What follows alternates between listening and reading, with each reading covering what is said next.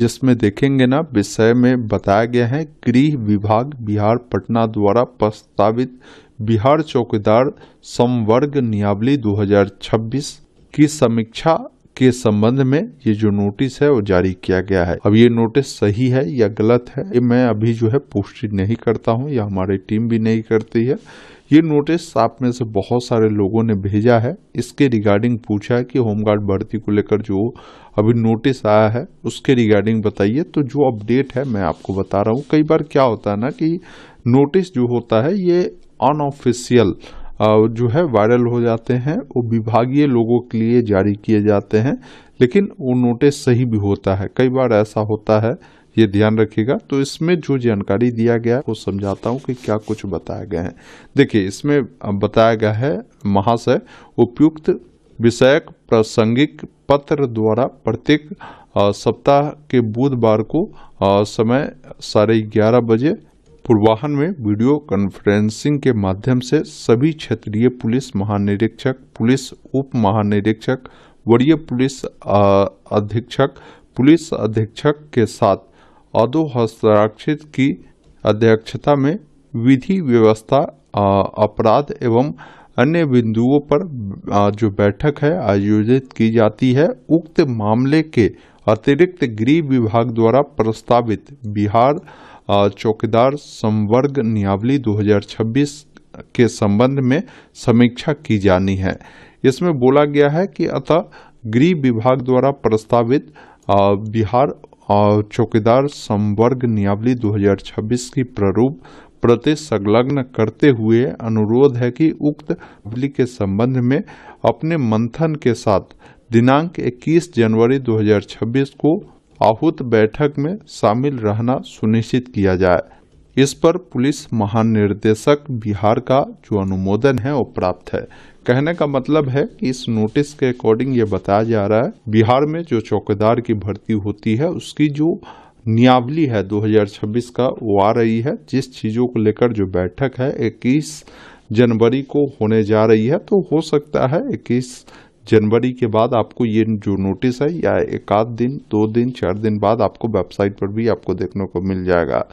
बाकी यह जो नियमावली बन रही है बिहार चौकीदार संवर्ग नियमावली 2026, ये इसी नाम से जो है जाना जाएगा और इसका विस्तार पूरे राज्य में, बिहार राज्य में होने वाला है। यह राजपत्र में प्रकाशन की तिथि से प्रवृत्त होगी। इसको लेकर यहाँ पर यह भी बोला गया है कि राज्य सरकार से अभिप्रेत है बिहार राज्य सरकार, विभाग से अभिप्रेत है गृह विभाग। इसके अलावा बोला गया है कि चयन जो संस्थान है उससे भी यहाँ पर बोला गया है कि अभिप्रेत है, और चयन जो संस्थान है केंद्रीय चयन पार्षद सिपाही भर्ती, जैसे हम लोग CSBC के नाम से जानते हैं, यही संस्थान है जिसके माध्यम से ये भर्ती प्रक्रिया आपको जो है हो सकता है ये सारी चीज़ें जो है CSBC ही कराए, ये ध्यान रखिएगा। इसको लेकर यहाँ पर जानकारी दिए गए हैं। बाकी देखिए, इसमें जो पद होंगे ना, 3 प्रकार के पद होने वाले हैं। पहला तो आपकी चौकीदार की है, दूसरा जो है ये दफादार की भर्ती है, और तीसरा भर्ती वरीय दफादार के पदों पर होने वाला। बाकी यहाँ पर बोला गया है कि संवर्ग के सभी कोटि के पदों की संख्या एवं वेतनमान वही होगा जैसा राज्य सरकार द्वारा समय समय पर विनिश्चित किया जाएगा, ये ध्यान रखिएगा। इसके अलावा ये भी बोला गया है कि ये जो भर्ती है जिला स्तरीय संवर्ग होगा, और संबंधित जिला पदाधिकारी यानी जो DM है इसके नियुक्ति जो प्राधिकार तथा संवर्ग नियंत्रण प्राधिकार होगा। मतलब ये जो भर्ती है जिला स्तर पर होने वाला है, और ये भर्ती प्रक्रिया जो है ये आपके जिला के जो DM होते हैं उनके अधीन में ही होने वाला है, ये भी ध्यान रखिएगा। और ये चीज़ भी बोला गया है कि उनका पद स्थापन यथा संभव उनके आवासीय थाना क्षेत्र के अंतर्गत होगा। इसके अलावा बोला गया है कि इस भर्ती के लिए अगर कोई फॉर्म भरेगा तो इसके लिए जो योग्यता पात्रता निर्धारण किया जाएगा वो बोला गया है कि चौकीदार के पद की अंतिम तिथि तक जो अभ्यर्थी है वो किसी मान्यता प्राप्त शिक्षण संस्थान से 10वीं कक्षा उत्तीर्ण होना अनिवार्य है। साथ में उनका जो कैरेक्टर है मतलब वो अच्छा होना चाहिए, उस पर कोई केस मुकदमा नहीं होना चाहिए, साइकिल चलाने की ज्ञान होना चाहिए और आप जिस जिला के निवासी है उसी जिला से अप्लाई करेंगे, ये भी आपको ध्यान रखना है। बाकी उम्र सीमा को लेकर बोला गया है कि इस भर्ती का जो उम्र सीमा होगा सामान्य कोटि के लिए जो है यहाँ पर 18 साल हर प्रकार के लोगों के लिए मिनिमम है और सामान्य कोटि के लोगों का जो है यहाँ पर अधिकतम जो है 30 वर्ष होगा। पिछड़ा वर्ग, अत्यंत पिछड़ा वर्ग वालों का 18 से 32 साल रहेगा। वही यहाँ पर महिला अगर इस कैटेगरी के है पिछड़ा अति पिछड़ा वर्ग के तो इनका 18 से 33 है। अनुसूचित जाति जनजाति के पुरुष महिला है तो आपका 18 से 35 साल इसमें रहने वाले हैं और उम्र में आपको जो छूट मिलता है वो देखने को मिलेगा। बाकी चयन प्रक्रिया इस भर्ती में कैसे होगी तो इसमें बोला गया है कि जिला पदाधिकारियों द्वारा अपने जिले में चौकीदार के पद पर सीधी नियुक्ति हेतु प्रत्येक वर्ष 1 अप्रैल की जो स्थिति के आधार पर रिक्तियों की जो गणना है वो किया जाएगा। उसके अनुसार जो सक्षम प्राधिकार से जो रोस्टर क्लियरेंस कराते हुए कोटिवार रिक्तियां की जो अधियाचना है विभाग को 30 अप्रैल तक जो है उपलब्ध करा देगी। कहने का मतलब में जितने भी भर्ती है ना जहां भी खाली है उसकी जो डाटा है 1 अप्रैल तक वो ये देख लिया जाएगा कि भाई कहाँ कितनी है और 30 अप्रैल तक जो है इसकी अधियाचना जो है तैयार कर ली जाएगी कि भाई किस कैटेगरी के लिए कहाँ कितनी भर्तियां है। फिर इस अधियाचना को जो भी भर्ती कंडक्ट आपकी करवाएगी CSBC उनको भेज दिया जाएगा। फिर उनके द्वारा जो है इसका नोटिस जारी किया जाएगा, अप्लाई का डेट आ जाएगा, तब आप लोग फॉर्म को भर पाएंगे। तो इस नोटिस के अकॉर्डिंग हमें लगता है कि ये भर्ती प्रक्रिया जैसे ये अप्रैल बोला है ना तो आपको हो सकता है ये मई महीने में भी आपको इस भर्ती का जो अपडेट है आपको देखने को मिल जाएगा। अप्लाई कर लेकर जो भी अपडेट है क्योंकि यहाँ पर देखिए 30 अप्रैल तक ये सारी चीज़ें उपलब्ध हुई होगी तो मई जून तक ये भर्ती आपको देखने को मिल सकता है। बाकी इसमें क्या है ना कि जो भी जो संस्थान है जिनके द्वारा ये भर्ती प्रक्रिया कंडक्ट होगी तो इसमें लिखित परीक्षा होगा और जो शारीरिक क्षमता जांच परीक्षा है वो आयोजित होगी। लिखित परीक्षा और शारीरिक जो क्षमता जांच परीक्षा होगी इसमें जो भी अंक आप प्राप्त करेंगे उसके आधार पर आपका जो मेरिट है वो प्रकाशित की जाएगी, ये ध्यान रखिएगा। बाकी परीक्षा की जो प्रकृति होगी बोला गया है कि परीक्षा जो आपकी होने वाली है जिसमें 75 अंकों की लिखित परीक्षा होगी और 50 अंकों की शारीरिक परीक्षा आपकी होने वाली है। कुल 125 अंकों की परीक्षा में अंतिम रूप से अभ्यर्थी का चयन जिलावार मेधा सूची एवं कोटिवार रिक्तियों के आधार पर किया जाएगा। लिखित परीक्षा जो होगी उसको लेकर बोला गया है कि लिखित परीक्षा आपका जो है ये वस्तुनिष्ठ प्रकार के होने वाले हैं जिसमें 75 प्रश्न होंगे। एक प्रश्न सही के लिए 1 अंक आपको मिलेंगे और इसके लिए जो टाइमिंग आपको मिलेंगे 90 मिनट आपको मिलने वाले हैं। लिखित परीक्षा का जो भी सिलेबस होगा जो भी मैट्रिक का सिलेबस होता है ना उसी स्तर का होने वाला है जिसमें सामान्य ज्ञान, सामान्य गणित, मानसिक क्षमता से संबंधित जो प्रश्न है पूछे जाएंगे। लिखित परीक्षा में सामान्य प्रशासन विभाग द्वारा प्रावधानित कोटिवार न्यूनतम अर्हता प्राप्त करना अनिवार्य होगा।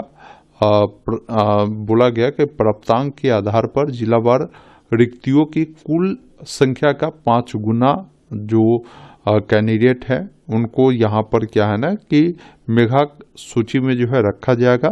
फिर उनका क्या है कि दक्षता परीक्षा होगा। दक्षता जो परीक्षा होगा जिसमें देखिए बोला गया है कि जो भी जनरल वाले पिछड़ा वर्ग के जो पुरुष है उनकी जो हाइट है 1.65 सेंटीमीटर होना चाहिए। वही अत्यंत पिछड़ा वर्ग वाले के पुरुष के लिए 1.62 है। SC ST के जो पुरुष है उनका 1.60 है और सभी वर्ग की महिलाओं के लिए जो हाइट है 1.55 सेंटीमीटर होना चाहिए। बाकी बोला गया है कि जो भी लिखित परीक्षा और शारीरिक माप में उत्तीर्ण अभ्यर्थी जो होंगे उसका 50 अंकों का दौड़, ऊंची कूद, गोला किया जाएगा। इसमें देखिए आपको बोला गया है कि दौड़ जो है ये 30 अंकों का होने वाला है, जिसमें सभी पुरुष के लिए 1.6 किलोमीटर जो है रनिंग करना है, महिलाओं के लिए 1 किलोमीटर है। तो पुरुष और महिला अभ्यर्थियों के लिए बोला गया है, यहाँ पर पुरुष के लिए पहले बोला गया है कि अगर 5 मिनट या उससे कम में अगर आप 1.6 किलोमीटर दौड़ लेते हैं तो 30 अंक मिलेगा। वही अगर 5 मिनट 1 सेकंड से 5 मिनट 30 सेकंड तक लेते हैं तो आपको 24 अंक मिलेगा। 5 मिनट 31 सेकंड से 6 मिनट तक के लिए 18 अंक मिलेंगे। 6 मिनट 1 सेकंड से 6 मिनट 30 सेकंड तक के लिए 12 अंक आपको मिलेंगे। 6 मिनट 31 सेकंड से 7 मिनट तक के लिए आपको जो है 6 अंक मिलने वाले हैं। महिलाओं के लिए बोला गया कि 4 मिनट या उससे कम में करते हैं तो आपको 30 अंक मिल जाएंगे। 4 मिनट 1 सेकंड से 4 मिनट 30 सेकंड में 24 अंक है। 4 मिनट 31 सेकंड से 5 मिनट तक के लिए 18 है। 5 मिनट 1 सेकंड से 5 मिनट 30 सेकंड के लिए 12 है। 5 मिनट 31 सेकंड से 6 मिनट तक के लिए आपको जो है 6 अंक आपको मिलने वाले हैं। बाकी जो आपकी ऊंची कूद होगी ये 10 अंकों का होने वाला है। तो पुरुष अभ्यर्थी के लिए बोला गया है कि 6 फीट या उससे अधिक अगर आप ऊंची कूद करते हैं तो 10 अंक मिल जाएंगे। 4 फीट 6 इंची से 4 फीट 11 इंची तक के लिए 8 अंक। 4 फीट से 4 फीट 5 इंच के लिए 6 अंक। 4 फीट से कम अगर कूदते हैं तो कोई अंक आपको नहीं मिलेगा। महिला अभ्यर्थी के लिए 4 फीट या उससे अधिक अगर करते हैं तो 10 अंक। 3 फीट 6 इंच से लेकर 3 फीट 11 इंच तक के लिए 8 अंक। 3 फीट से 3 फीट 5 इंच तक के लिए 6 अंक और उससे कम करते हैं तो कोई अंक आपको नहीं मिलने वाले हैं।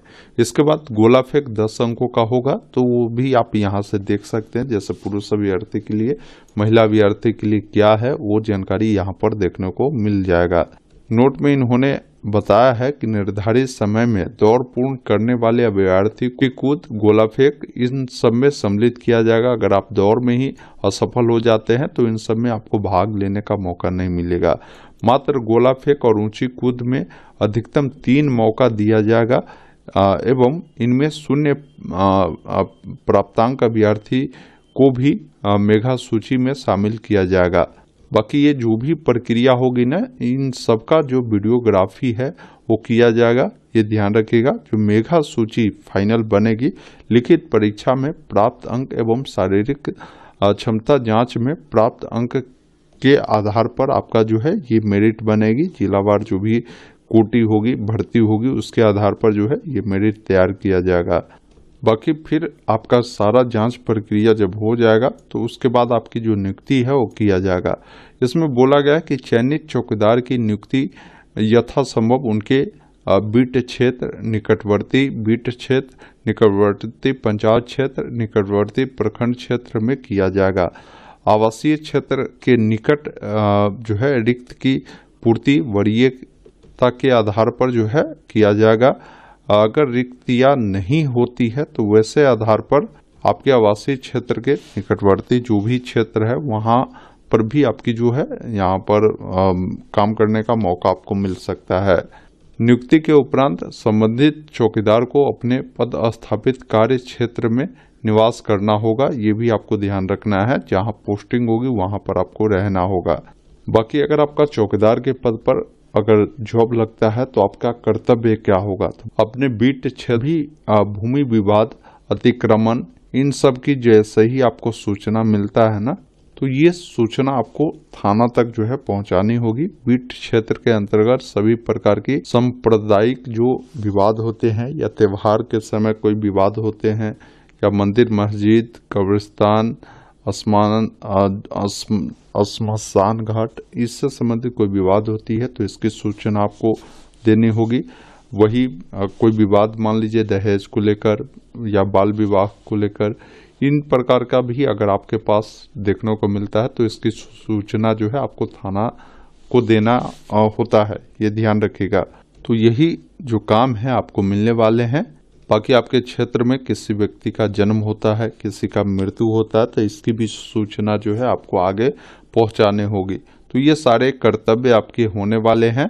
वही कोई दफादार या वरीय दफादार के रूप में अगर आपका नौकरी लगता है तो आपका क्या कर्तव्य होगा उस चीज़ों को लेकर यहाँ पर आपको जानकारी दिए गए हैं। तो ये जो नोटिस है ना, ये नियमावली को लेकर है और पूरी कंप्लीट जानकारी दी गई है। बाकी ये नोटिस बहुत जल्द हमें लगता है कि ऑफिशियल वेबसाइट पर भी देखने को मिलेगा। अगर मिलता है तो सही है, आप इसको सही मान सकते हैं। नहीं आता है तो आप इस नोटिस को, हो सकता है कई बार जो है गलती से वायरल हो जाता है, तो हो सकता है फेक भी हो सकता है। मैं ये नहीं कहता हूँ कि पूरा सही है, लेकिन हमें जहाँ तक लगता है कि नोटिस ये सही होने की पूरी संभावना है। तो आगे देखिए, जैसे ही कोई अपडेट आता है मैं आपको बताऊंगा। बाकी